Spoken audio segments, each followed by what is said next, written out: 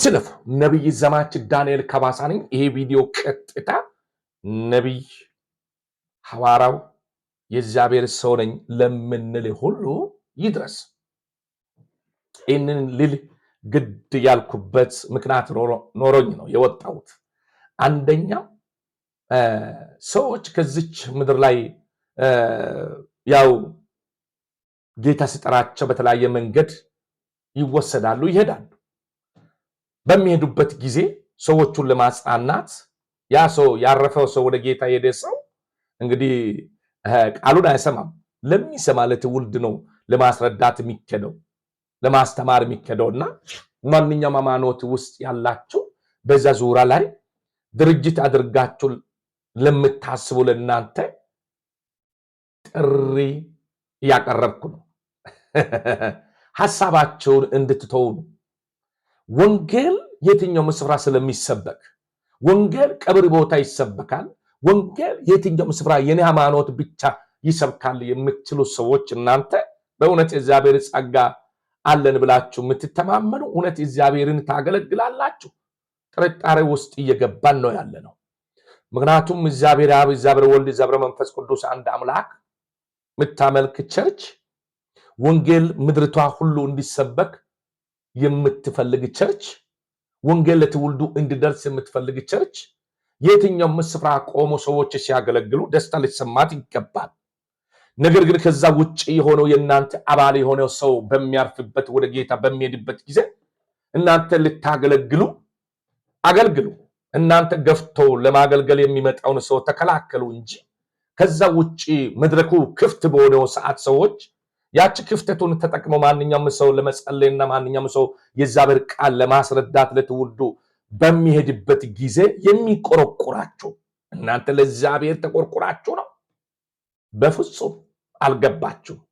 ቢገባችሁማ በሚያገለግሉት አገልግሎት ደስ ትሰኙ ነበር። ይህንን አገልግሎት እንዳገለግሉ ማንኛውም ሰው ገብቶ አገልግሎት እንዳይሰጡ ሰው እንዳይሰጥ በግልጽ በሆነ መንገድ የምትከለክል ሐዋርያት ቤተክርስቲያን ናት እና ኦርቶዶክሶች ናቸው፣ ሙስሊሞች ናቸው። ከዛ ውጪ የሆነ ቸርች መከነሶስ ሕይወት ብርሃን ሊሆን ይችላል፣ ቃለ ሕይወት ሊሆን ይችላል። አየ እነሱ እናንተ የቃሉ እውነት ምስጢር ገብቶናል የምትሉ እነሱ ስለከለከሉ ትክክል ናቸው ባይ አይደለም። ትክክልነት የላቸው። የጠቀስኳቸው የሚከለክሉ ማንኛውም ሰው የእግዚአብሔርን ወንጌል የሚሰብክና እኔ ብቻ ጻድቅ ነኝ የኔ ሰው ብቻ ይጸልያል ጽድቅ ነጋ ነው ያለው ብሎ የሚያስብ እሱ ተሳስተዋል። ዛሬ ግን የሚያሳስባችሁ የግለሰብ ቸርች አታድርጉ፣ የጎሳ አታድርጉ።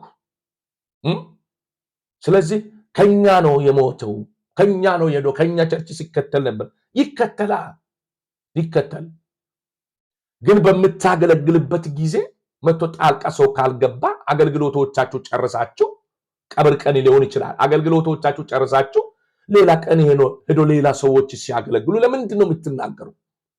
እናንተ መድረክ ላይ እስካ ካልቆምክ በዛው ስፍራ ሌላው እያገለገለ ብትመጣ ለምንድን ነው የምትናገረው? አንድ ሰው። ሁለተኛው ደግሞ በየቸርቹ ላላችሁ ቄሶችና ሐዋርያቶች በተለያየ ጸጋ የምታገለግሉ በቤቶቻችሁ ውስጥ ያለውን አገልጋይ ጥላችሁ ጸጋውን መጠቀም ሲገባችሁ ሳትጠቀሙ ሌላ ትውልድ ሲጠቀም አይኖቻችሁ ራሱ እያየ እንኳን በዛ በሚዲያ ላይ ሊያይም ይችላል ሊመለከትም ይችላል። ሌላው ሰው በሚዲያ ላይ ያገለገለ ሌላ ስፍራ የሚያገለግል ሞልቷል እኮ። ጸጋ ያላችሁ ትልቅ ጸጋ ያላችሁ የማታከብሩ አይኖቻችሁ ቢከፈት ኖሮ ታከብሩ ነበር። ለቄሱ አይኑ አልተከፈተ፣ ለሐዋርያው አልተከፈተ፣ ነብይ ነኝ ባዩ አልተከፈተ። ቢከፈትልህ መድረክ ላይ አቆመ የእግዚአብሔር እውነት ወንጌል ለትውልዱ እንዲያሰራጭ ታመቻች ነበር። እንን እንዳታመቻች የሚቆረቁሪ ካንተ የሚበልጥ አስመስለ ከኔ ይበልጣል ብለህ ስለምታስብ አታቆም። ይግል አድርጋል ለቀምተድ እኮ ሞተ ቸርችቷ ትለቃል ወይ ተሽመ ሌላ ቦታ ሄደ ትለቃል። ግን እውነትን አገልግል። ድርጅት አታድርጉ ቸርችን። ስለዚህ በእውነት ተረግጣችሁ ጌታን የምትጠባበቁ ሰዎች እናንተ ብሩክ ናችሁ። ጸጋ ያላችሁ፣ የዝማሬ ጸጋ ያላችሁ፣ የቃል ጸጋ ያላችሁ፣ የጸሎት ጸጋ ያላችሁ፣ የምክር አገልግሎት ጸጋ ያላችሁ ሰዎች የእናንተን መሪዎች የእናንተን ሐሳብ አንሰማም፣ አናስተናግድም፣ ጸጋችሁን አንካፈልም ብሎ ለሚያስቡ እናንተ አንድ ቀን እግዚአብሔር ስለሚያቆማችሁ ቸርቻችሁ አትልቀቁ። ለሰዎች ብላችሁ እክለ እንዲህ አለኝ ብላችሁ እግዚአብሔር ጊዜ መጥቶ እስከሚያቆማችሁ ድረስ ከዛው ስፍራ በድንቅ ሁኔታ ራእይ ካላችሁ እስከሚያወጣችሁ ድረስ በትዕግስት እንድትጠባበቁ በጌታ ፍቅር አሳስባችኋለሁ። ይህ መልእክት ትክክለኛ የሆነ መልእክት ነው የሚያስተላልፈው። እናንተ ብሩክ ናችሁ። ቸርችቷ ግድ አትል፣ ለአንተ አገልግሎት ግድ አይላትም። ግን እሱ የትኛውም ስፍራ ሄዶ ያገለግላል። ያንተን ጸጋ ለመካፈል ፈቃደኛ አይደለችም። ከካዜና አውጥቶ ብር ይሰጣል። ብር ለማይቀበል በነፃ አገልግሎት የሚያስተላልፉትን ራሱ አቆምም። ምክንያቱም እዛች ውስጥ ያለው ቄስና ሐዋርያው አገልጋይ ማለት እኮ ሌላ ሰዎች ለምሳ እንደሚገባበዙ ይገባበዛል። በቤት ውስጥ ያለውን ጸጋ ያለው የጸሎት ጸጋ ያለው የቃል ጸጋ ያለውን ረግጠህ በራሲ ምሪት የምትመራ ጀግና የሆንክ ቄስ ጀግንነት አይደለም፣ ከእግዚአብሔር ሐሳብ ውጭ እንደሆነ ነግራቸዋለሁ። ነገር ግን ለእናንተ ለምትጠባበቁ ጸጋችን አልተረገጠም። ያንተ ጸጋ ማንም አይረግጥም።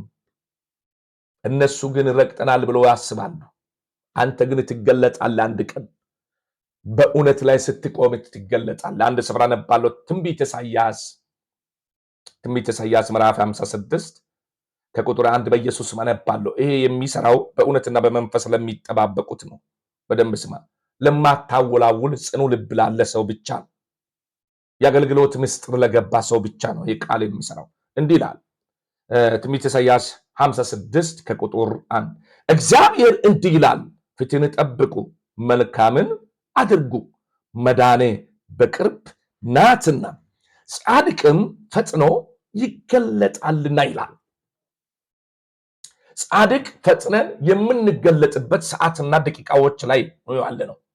ሰኮንድ ምቀረን ይህ እመን ለኔ እንደሆነ ሰኮንድ ደቂቃ አይደለም። እውነቴ ነው ምላችሁ። እንደደረስኩ በውስጥ የተቀመጠው ኃያሉ መንፈስ አመሰግናለሁ። አመስግኑልኝ። የእግዚአብሔርን መንፈስ አይንን የሚያበራ መንፈስ በሚደክምበት ጊዜ ነው ያንተ አገልግሎት ይሄ ነው።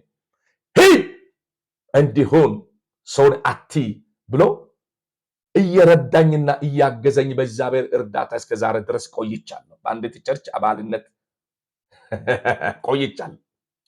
እግዚአብሔር የተመሰገነ ይሁን። አዎ በመንፈስ ይገዛ ነው። ዛሬ መንፈስ ቅዱስ ያግዛችሁ። የእግዚአብሔር መንፈስ ቅዱስ ያግዘን። እሱ ካላገዘን፣ አይኖቻችን ካልከፈተ፣ ካላበረታን መቆም አንችልም።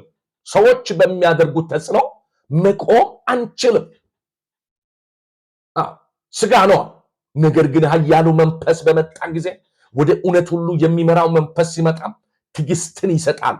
በፊት ለፊት ላይ ያለሽን አገልግሎትን አይንን ከፍቶ በእውነት ያሳያል። ከዛ ደስ ይልሃል። በእውነት ደስ ይልሃል። ሐሴት ታደርጋለህ። በእውነት ጌታን አመስግኑልኝ ስለ ራሴ። ምክንያቱም የተናገርኳቸው ጠቅላላ እኔንም ሳካትት አይቀርምና ክብር ለእግዚአብሔር ይሁን። እኔን ጌታ የረዳኝ ሰው ነኝ። በብዙ ያገዘኝ ሰው ነኝ። እግዚአብሔር የተመሰገነ ይሁን። ጊዜውን የሚጠብቅ ሰዓቱን የሚጠብቅ አል ስለዚህ አብረን የምናይ ይሆናል። የኢትዮጵያ ሕዝብ ሰላም ለእናንተ ይሁን። ጸልዩልኝ። እግዚአብሔር ለጠራልኝ ጥሪና ራእይ በቅርብ ቀን እንግዲህ እግዚአብሔር የሰጠኝን ኃላፊነት ወስጄ ራእዩን የሚወጣበት ሰዓታት እየደረሱ እንዳለ የእግዚአብሔር መንፈስ ማብራራ እየሰጠኝ ነው። ምሪትም ይሰጥቶኛል። ክብር ለእግዚአብሔር ይሁን። ጌታ ይርዳ ያግዝ ይበለው። ቅየት አይደለም፣ ይሄ እውነት ነው። ተባረኩ። ሼር ኮፒ ሊንክ አድርጉት። እግዚአብሔር ዘመናችሁ ይባርክ። መልካም ሌሊት፣ መልካም ምሽት ይሆንባችሁ። አመሰግናለሁ።